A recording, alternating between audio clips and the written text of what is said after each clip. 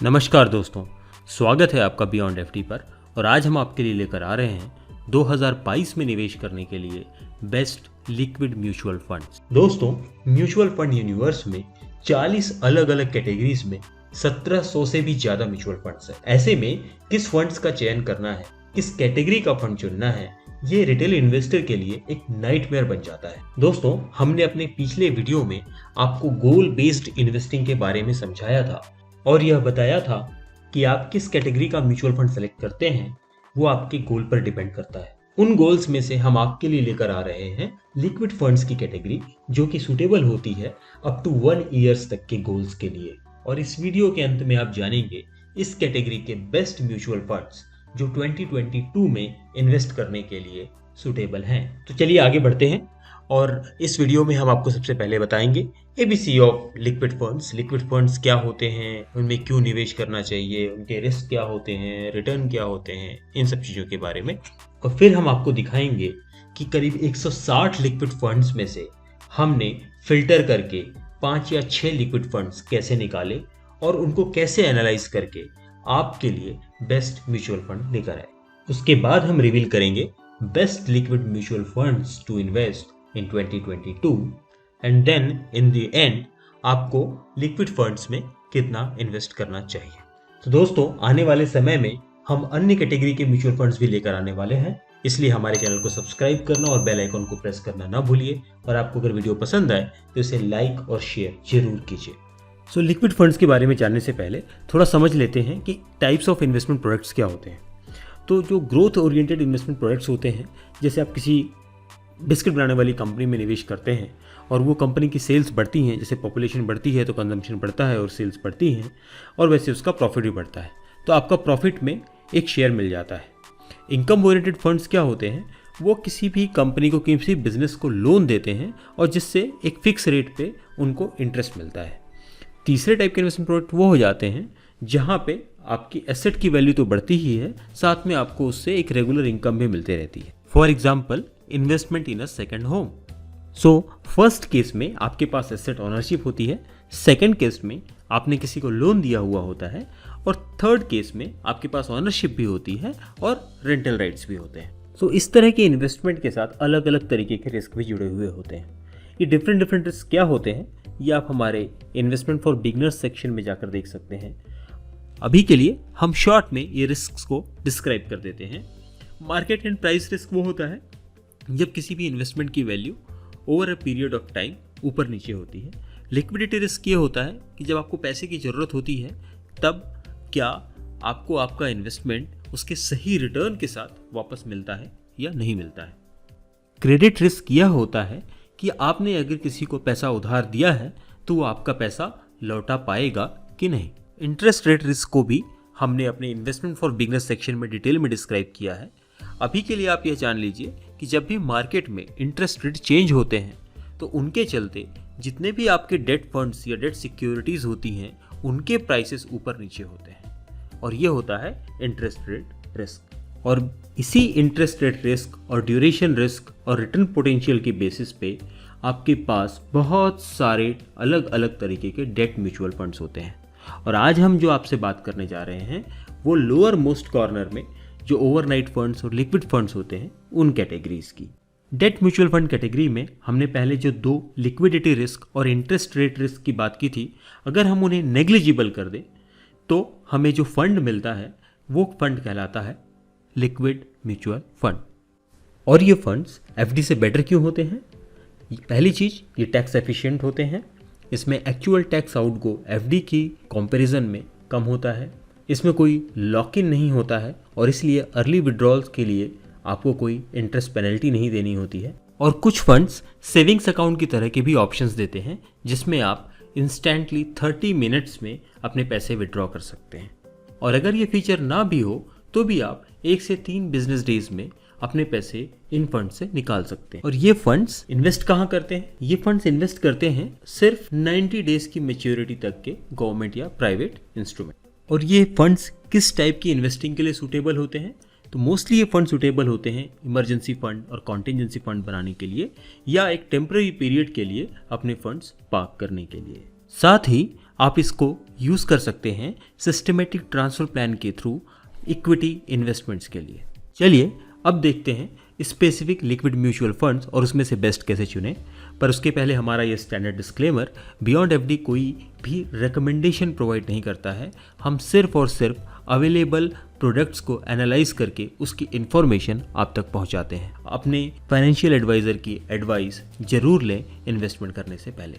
Investment profile में liquid funds आते हैं हाई क्रेडिट क्वालिटी और very low interest rate sensitivity, मतलब कि इंटरेस्ट रेट में बहुत ज़्यादा चेंज भी हो तो उससे लिक्विड फंड्स के प्राइस पे ज़्यादा फर्क नहीं पड़ेगा। पर अगर आपको याद हो तो 2018 एंड 19 में IL&FS का जो लिक्विडिटी क्राइसिस हुआ था उसमें बहुत सारे लिक्विड फंड्स की AAA rating, high quality rating की पोल खुल गई थी। और इसीलिए बहुत इंपॉर्टेंट हो जाता है कि इन फंड्स में इन्वेस्ट करने के पहले हम सिर्फ और सिर्फ रेटिंग्स पर भरोसा न करें, परंतु इन फंड्स का एक्चुअल इन्वेस्टमेंट भी एनालाइज करें। इन फंड्स का अगर आप फंड कार्ड देखें तो इसकी suitability and taxability of earnings इस तरीके से डिफाइन की हुई रहेगी। हाँ, इसमें आप डिविडेंड ऑप्शंस न चूज करें बिकॉज फिर वो आपके इनकम में जुड़ेंगे और उसके ऊपर आपको टैक्स देना पड़ेगा। तो अगर पॉसिबल हो तो इसमें हमेशा आपको ग्रोथ ऑप्शन ही चूज करना चाहिए। तो चलिए आइए देख लेते हैं कि लिक्विड फंड्स के इस यूनिवर्स में से अपने काम के फंड कैसे फिल्टर करने हैं। जब हम पास्ट डेटा एनालाइज करते हैं तो हमें रिस्क एडजस्टेड रिटर्न्स के ऊपर ध्यान देना है, ना कि एब्सोल्यूट रिटर्न्स। एब्सोल्यूट रिटर्न्स पे फंड को सेलेक्ट करने की गलती कभी ना करें। अगर आप देखें तो पाएंगे कि ये पूरी की पूरी लिस्ट में करीब करीब 160 फंड है। अब इस 160 फंड पर हम एक एक करके अपने फिल्टर्स अप्लाई करते हैं। सबसे पहले हम लो रिस्क या लो टू मॉडरेट रिस्क वाले फंड ही सेलेक्ट करते हैं और इसी तरह Sharpe ratio, Sortino ratio, beta, alpha और आर स्क्वायर्ड के फिल्टर अप्लाई करते हैं। ये रेशियो क्या होते हैं और इनका सिग्निफिकेंस क्या होता है, ये हमने अपने एजुकेशनल वीडियो में अपने चैनल पे बताया हुआ है। इन फिल्टर्स को अप्लाई करने के बाद हमें यहाँ से बेस्ट फंड्स मिलते हैं और अब हम इन फंड्स को एक एक करके एनालाइज करेंगे। पहला फंड है BOI एक्सा का लिक्विड फंड। फंड की हिस्ट्री देखते समय ये फंड कब से शुरू हुआ और इसकी एसेट अंडर मैनेजमेंट क्या है, ये 2 पॉइंट्स देखना बहुत ज़रूरी होता है। के बाद हमें देखना है रोलिंग रिटर्न्स। ध्यान रखिए, ट्रेलिंग रिटर्न्स नहीं, रोलिंग रिटर्न्स। और रोलिंग रिटर्न्स देखना है हमें उस पीरियड के लिए जिस पीरियड के लिए इनके इन्वेस्टमेंट की मैच्योरिटी होती है, जो कि हमारे केस में 90 डेज या 3 मंथ्स है। फिर इसके बाद हमें देखना होता है इनके पोर्टफोलियो के कैरेक्टरिस्टिक्स। इसमें हम 2 चीज़ें देखते हैं कि इन्होंने कितनी नंबर ऑफ सिक्योरिटीज़ में इन्वेस्ट किया हुआ है, जो कि बताता है इसका डाइवर्सिफिकेशन। ये ज़्यादा से ज़्यादा हो तो बेहतर होता है। और देखना है एवरेज मैच्योरिटी, जो कि कम से कम होनी चाहिए। एवरेज क्रेडिट रेटिंग भी देखना ज़रूरी होता है, पर जैसा कि हमने पहले डिस्कस किया था इसका कोई बहुत ज़्यादा फ़ायदा नहीं है। तो हम क्या करेंगे कि हम इंडिविजुअली इन्होंने कौन कौन सी सिक्योरिटीज़ में इन्वेस्ट किया है वो देखेंगे। फिर हम देखेंगे रिस्क मेजर्स और ट्रेलिंग रिटर्न्स। ये दोनों हमेशा इस कैटेगरी के एवरेज से बेहतर होने चाहिए। इसके बाद हमें देखना है कि किस कैटेगरी के इंस्ट्रूमेंट्स में इस फंड ने निवेश किया हुआ है और उसके लिए हम देखते हैं क्रेडिट रेटिंग्स का ब्रेकअप और इंस्ट्रूमेंट का ब्रेकअप। जो फंड जितना ज़्यादा गवर्नमेंट सिक्योरिटीज़ में इन्वेस्ट करता है, कैश इक्विवेलेंट्स रखता है या गवर्नमेंट ऑन्ड कंपनीज के कॉमर्शियल पेपर्स में इन्वेस्ट करता है या अच्छी क्वालिटी की स्टैब्लिश्ड प्राइवेट कंपनीज में इन्वेस्ट करता है, वो उतना ही बेहतर होता है। इसलिए हर फंड के कॉमर्शियल पेपर के इन्वेस्टमेंट को अच्छी तरह से स्क्रूटनाइज करना है। और फिर आखिरी में देखना है फंड मैनेजर। किसी अच्छे फंड में निवेश कर देने का ये मतलब नहीं होता कि आप आंख बंद करके बैठ जाएं। हर फंड के fund manager period to period change होते रहते हैं और नया फंड मैनेजर का परफॉर्मेंस पुराने फंड मैनेजर के परफॉर्मेंस से अलग हो सकता है। जैसे इस केस में इस फंड मैनेजर ने अगस्त 2021 से ही काम करना शुरू किया है। इस फंड के पुराने रिटर्न और आने वाले रिटर्न में अंतर होना स्वाभाविक है। साथ ही आप उस फंड मैनेजर के द्वारा ऑपरेट किए जा रहे दूसरे फंड्स का परफॉर्मेंस देख के भी उसकी परफॉर्मेंस का अंदाज़ा लगा सकते। इसी तरह हम सारे फंड को एक एक करके एनालाइज करेंगे। तो दूसरा फंड आता है HSBC का कैश फंड, जिसका एसेट अंडर मैनेजमेंट अच्छा खासा 4000 करोड़ के आसपास का है। इसका परफॉर्मेंस भी ठीक है, पोर्टफोलियो में डाइवर्सिफिकेशन भी अच्छा है और एवरेज मैच्योरिटी भी काफ़ी लो है। इसके risk measures and trailing returns above average हैं। इनके इन्वेस्टमेंट्स कॉमर्शियल पेपर्स में बहुत ज़्यादा हैं और वो भी बहुत सारी प्राइवेट कंपनीज़ के।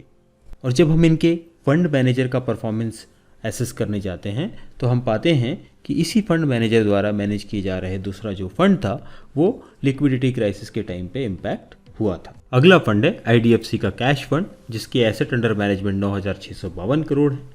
इसका रिटर्न प्रोफाइल भी अच्छा है। इसके पोर्टफोलियो में डाइवर्सिफिकेशन भी अच्छा है। एवरेज मैच्योरिटी थोड़ी सी ज़्यादा है बट एक्सेप्टेबल लेवल्स की है। रिस्क मेजर्स भी और ट्रेलिंग रिटर्न्स भी अबव एवरेज हैं। इसकी top holdings mostly government securities में और हाई क्वालिटी की कंपनीज़ में है। इसके जो फंड मैनेजर हैं, 2 फंड मैनेजर हैं, जिसमें दूसरे फंड मैनेजर ने अभी रिसेंटली ज्वाइन किया है और पहले फंड मैनेजर 2015 से ये फंड देख रहे हैं। इनके फंड मैनेजर का जब हम परफॉर्मेंस देखते हैं तो हम पाते हैं कि इन्होंने पास्ट में एक नॉन परफॉर्मिंग फंड को हाईली परफॉर्मिंग फंड में बदल दिया था। अगला फंड है मीरा एसेट का कैश मैनेजमेंट फंड, जिसका AUM 3,762 करोड़ है। इसका परफॉर्मेंस अबव एवरेज है। पोर्टफोलियो में डाइवर्सिफिकेशन भी अच्छा है और एवरेज मैच्योरिटी तो बहुत ही अच्छी है। Risk measures, trailing returns category average से ऊपर है। इसका क्रेडिट रेटिंग एंड इंस्ट्रूमेंट का जो ब्रेकअप है वो थोड़ा सा प्राइवेट कंपनीज और वेरियस प्राइवेट कंपनीज की तरफ स्क्यूड है। इसके फंड मैनेजर 2 हैं और पहले फंड मैनेजर अभिषेक अय्यर ने अभी रिसेंटली ज्वाइन किया हुआ है। महेंद्र कुमार जाजू जो हैं वो 2016 से इस फंड को देख रहे हैं। उनका जब हम पुराना परफॉर्मेंस देखते हैं तो हमें उससे कोई बहुत ज़्यादा इंकरेजमेंट नहीं मिलता। अगला फंड आता है GM लिक्विड फंड, जिसकी एसेट अंडर मैनेजमेंट बहुत कम है। पोर्टफोलियो कैरेक्टरिस्टिक्स भी बहुत एवरेज हैं, ज़्यादा डाइवर्सिफिकेशन भी नहीं है और इसकी जो होल्डिंग्स हैं उसमें भी कॉमर्शियल होल्डिंग्स बहुत ज़्यादा हैं और वो भी बहुत सारी प्राइवेट कंपनीज़ में। Risk measures and trailing returns above average हैं। रोलिंग रिटर्न्स भी कैटेगरी एवरेज से ऊपर हैं। इसके पोर्टफोलियो मैनेजर बहुत ओल्ड है और बहुत लंबे समय से ये फंड चला रहे हैं। अगला फंड आता है कोटक का लिक्विड प्लान, जिसकी asset under management approximately 30,000 crore हैं।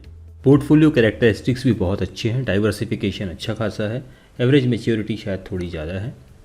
रिस्क मेजर्स भी अच्छे हैं और ट्रेलिंग रिटर्न्स भी अच्छे हैं। इसकी होल्डिंग्स अगर हम देखें तो इसका बहुत सारा investment good quality corporate houses में और सॉवरेन फंड में और कैश इक्विवेलेंट्स में है। इसके फंड मैनेजर दीपक अग्रवाल हैं जो 2007 से ये फंड चला रहे हैं और उनका फंड मैनेजमेंट का ट्रैक रिकॉर्ड भी बहुत अच्छा है। तो सारे फंड्स की एनालिसिस करने के बाद अब टाइम है विनर्स डिक्लेयर करने का। पहला फंड आता है BOI एक्सा लिक्विड फंड, जिसमें fund size end fund manager की परफॉर्मेंस एक पुअर पैरामीटर्स हैं। उसके अलावा डाइवर्सिफिकेशन और क्रेडिट क्वालिटी पे एवरेज है। दूसरा फंड आता है HSBC का कैश फंड, जिसकी फंड मैनेजर की परफॉर्मेंस पुअर है but apart from that fund size, diversification and credit quality भी एवरेज है। तीसरा फंड आता है IDFC का कैश फंड, जो कि सिर्फ फंड साइज पे अगर कहा जाए तो एवरेज परफॉर्मर है, बाकी उसके अलावा सारे पैरामीटर्स पे बहुत खरा उतरता है। इन्वेस्को इंडिया लिक्विड फंड, ये इसमें क्रेडिट क्वालिटी और फंड मैनेजर जो है वो पुअर परफॉर्मेंस दे रहे हैं और fund size end fund house पर भी ये एवरेज परफॉर्मेंस ही देता है। इसके बाद आता है GM लिक्विड फंड, जो कि फंड साइज और डाइवर्सिफिकेशन पे पुअरली परफॉर्म कर रहा है। Risk adjusted return and credit quality पर भी एवरेज ही परफॉर्म करता है। इसके बाद आता है कोटक लिक्विड फंड, जो सारे पैरामीटर्स पे खरा उतरता है। और अंत में Mirae asset cash management fund, जिसका फंड साइज और क्रेडिट क्वालिटी एवरेज है और उसके अलावा बाकी सारी पैरामीटर्स सही है। तो दोस्तों, इस एनालिसिस से हमें मिलते हैं IDFC कैश फंड और कोटक लिक्विड फंड, जिसमें निवेश किया जा सकता है। पर अगर आप एक रिस्क अवर्स इन्वेस्टर हैं और थोड़े कम रिटर्न से भी सेटिस्फाई हो सकते हैं, तो आपको एक ऐसा फंड चुनना चाहिए जो गवर्नमेंट सिक्योरिटीज़ और गवर्नमेंट कंपनीज़ के कॉमर्शियल पेपर्स में इन्वेस्ट करता है। और ऐसा फंड है क्वांटम म्यूचुअल फंड का लिक्विड फंड। आइए अब देख लेते हैं कि लिक्विड म्यूचुअल फंड्स में आपको कितना इन्वेस्ट करना चाहिए। पहला रूल तो यह है कि कम से कम 1 ईयर के एक्सपेंसेस आपके लिक्विड फंड्स में होने चाहिए। उसके अलावा भी अगर कोई कॉन्टिजेंसीज हों तो उसको भी आपको लिक्विड फंड्स में रखना चाहिए।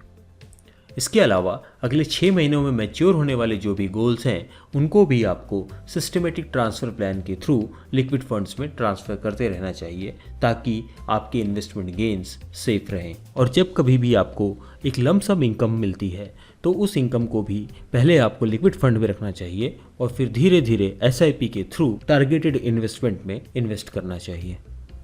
तो दोस्तों, आशा करते हैं कि आपको हमारा आज का वीडियो पसंद आया होगा। आगे भी हम अन्य कैटेगरी के बेस्ट म्यूचुअल फंड्स लेकर आएंगे आपके लिए। तो अगर अभी तक आपने हमारे चैनल को सब्सक्राइब नहीं किया है तो जल्दी से सब्सक्राइब कर लीजिए और हाँ, अपने दोस्तों और परिवार वालों के साथ इसे शेयर भी कीजिए।